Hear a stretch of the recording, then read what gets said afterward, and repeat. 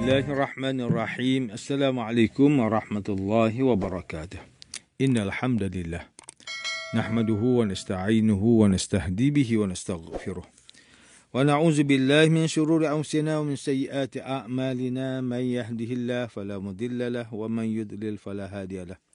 Asyhadu an la ilaha illallah wahdahu la syarika lahu wa asyhadu anna Muhammadan 'abduhu wa rasuluh.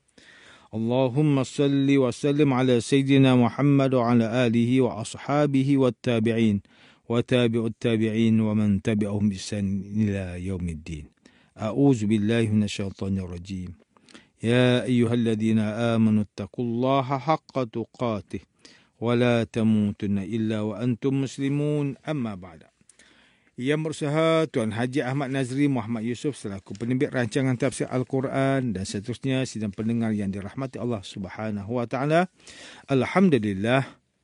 Pertama-tama kita bersama-sama merafakkan setinggi kesyukuran kehadrat Allah Subhanahu wa taala di atas segala nikmat kurniaan dan rezekinya yang tidak ternilai.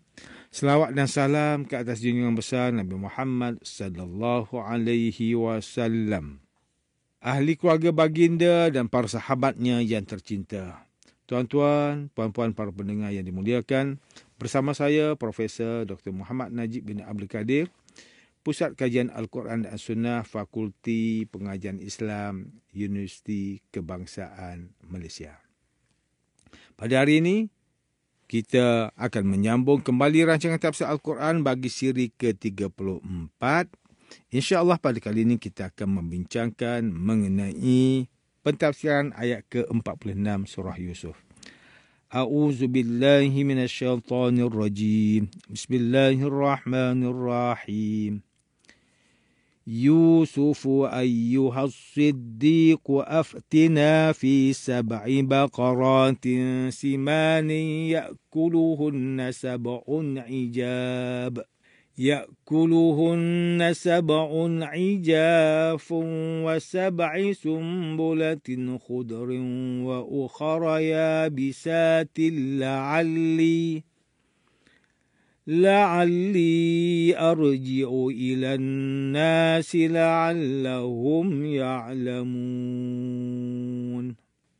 Setelah ia berjumpa dengan Yusuf, berkatalah ia, Yusuf, wahai orang yang benar pada segala-galanya, tafsirkanlah kepada kami seorang bermimpi melihat 7 ekor lembu yang gemuk dimakan oleh 7 ekor lembu yang kurus dan 7 tangkai biji-bijian yang hijau serta 7 tangkai lagi yang kering. Tafsirkanlah supaya aku kembali kepada orang yang mengutuskanku itu, semoga mereka dapat mengetahui tafsirannya. Muslimin dan muslimat yang dirahmati Allah, Profesor Dr. Muhammad Quraisy Shihab melalui kitabnya Tafsir Al-Misbah menyatakan bahawa kalimah As-Siddiq pada ayat ke-46 surah Yusuf ialah diambil daripada perkataan Sidq yang bermaksud kebenaran.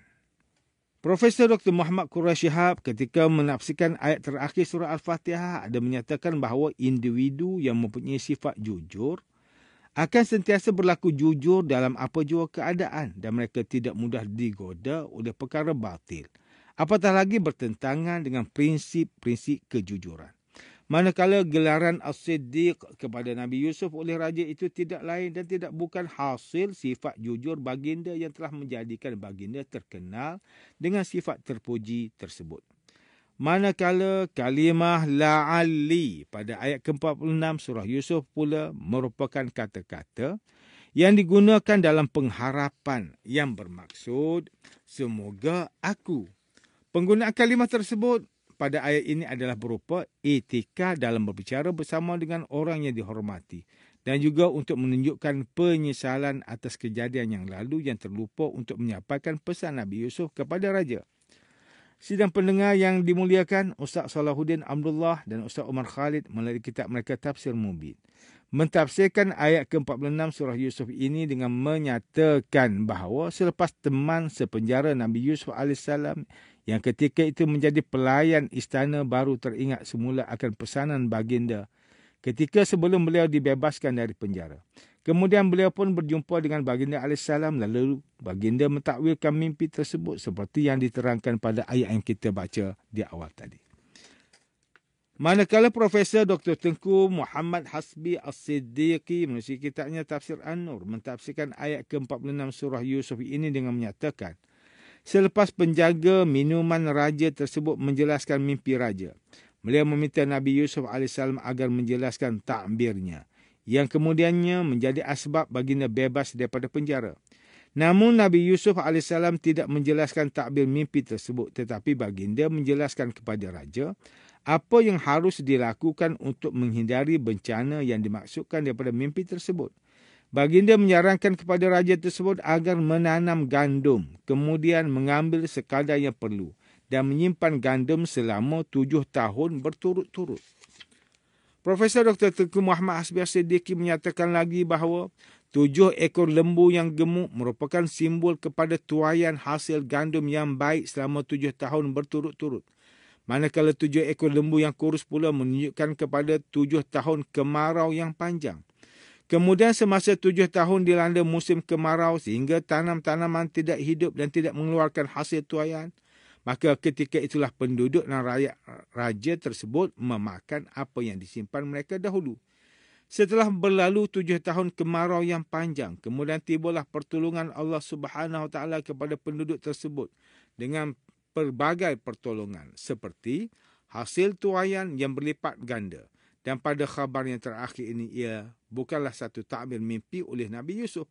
Bahkan ia merupakan satu wahyu Allah yang dijelaskan kepada Nabi Yusuf AS. Manakala Profesor Dr. Haji Abdul Malik bin Abdul Karim Amrullah atau lebih dikenali sebagai Hamka, melalui kitabnya Tafsir Al-Azhar ketika mentafsirkan ayat ke-46 surah Yusuf ini menjelaskan, dimulakan ayat ini dengan perkataan Yusuf ayyuhas siddiq, yang bermaksud Yusuf, wahai orang yang jujur, mengandungi sekali permintaan maaf pelayan minuman raja tersebut di atas kelalaiannya dan terlupa menyampaikan pesanan Nabi Yusuf AS supaya disampaikan kepada raja. Tuan-tuan dan puan-puan yang dirahmati Allah, demikianlah tafsir bagi ke-46 surah Yusuf menurut pentafsiran oleh para ulama. Ayat ke-46 surah Yusuf ini menceritakan kepada kita kisah bagaimana teman sepenjara Nabi Yusuf yang telah menjadi pelayan minuman kepada Raja Mesir dan bertemu dengan baginda Yusuf AS agar baginda dapat mentakwilkan mimpi yang dilalui oleh raja yang tidak dapat ditakwil oleh pentakwil mimpi yang lain. Ayat ini juga menunjukkan bagaimana teman kepada baginda Yusuf AS yang telah dilupakan daripada menyampaikan pesanan yang dipesan baginda agar disampaikan kepada raja dan hanya teringat setelah berlaku peristiwa yang mengingatkan beliau kepada baginda AS. Muslimin, muslimat yang dirahmati Allah Subhanahu wa taala, ayat ke-46 surah Yusuf ini memberikan peringatan kepada kita bagaimana Allah Subhanahu Wa Taala berkuasa untuk mengubah kedudukan seseorang dalam sekelip mata mengikut kehendaknya. Allah Subhanahu Wa Taala telah mengubah kedudukan Nabi Yusuf AS daripada seorang banduan sehingga menjadi menteri yang menjaga perbendaharaan negara dengan sekelip mata. Wahyu yang telah diberikan kepada baginda untuk mentafsirkan mimpi Raja Mesir telah mengubah kedudukan baginda di mata manusia. Maka kita boleh mengambil iktibar bahawa yang mengubah kedudukan kita di kalangan manusia bukanlah usaha keras dan kebijaksanaan semata-mata, tetapi kurniaan Allah kepada hamba-Nya yang beriman, bertakwa dan berusaha untuk mengubah nasib dirinya. Namun demikian, jika kita melihat situasi masyarakat pada hari ini, masih terdapat di kalangan orang Islam yang memilih untuk beriman bahawa kejayaannya di dunia ini hanyalah kerana usaha gigih dirinya sendiri tanpa campur tangan usaha yang lain. Manakala ada pula yang memilih untuk berserah kepada takdir tanpa meletakkan usaha untuk mengubah diri mereka. Seperti firman Allah Ta'ala dalam surah Ar-Ra'du ayat yang ke-11. Lahu mu'aqibatum min baini yadayhi wa min khalfih yahfazunahu min amrillah. Inna Allah la yughayyiru ma biqaumin hatta yughayyiru ma bi anfusihim. Wa idza arada Allah biqaumin su'an fala maradda lahu wa ma lahum min dunihi min wal.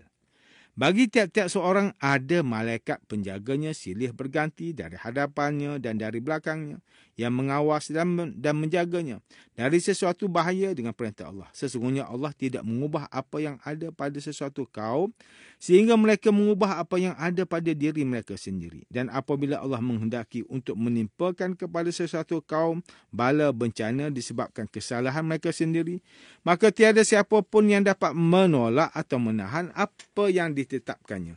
Dan tidak ada sesiapa pun yang dapat menolong dan melindungi mereka selain daripadanya.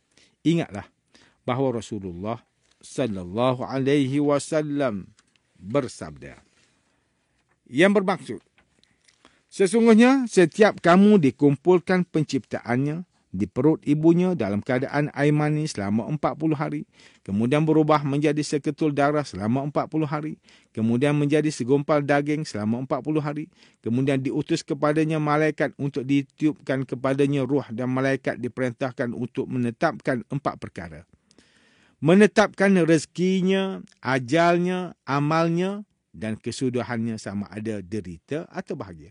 Demi Allah yang tidak ada Tuhan melainkannya, sesungguhnya di antara kamu ada yang melakukan amalan ahli syurga, sehingga jarak antara dirinya dengan syurga tinggal sehasta. Akan tetapi, telah ditetapkan baginya ketentuan, lalu dia melakukan amalan ahli neraka, maka masuklah dia ke dalam neraka. Sesungguhnya di antara kamu ada yang melakukan amalan ahli neraka, sehingga jarak antaranya dirinya dengan neraka tinggal sehasta. Akan tetapi, telah ditetapkan baginya ketentuan, lalu dia melakukan amalan ahli syurga, maka masuklah dia ke dalam syurga. Hadis riwayat Imam Muslim.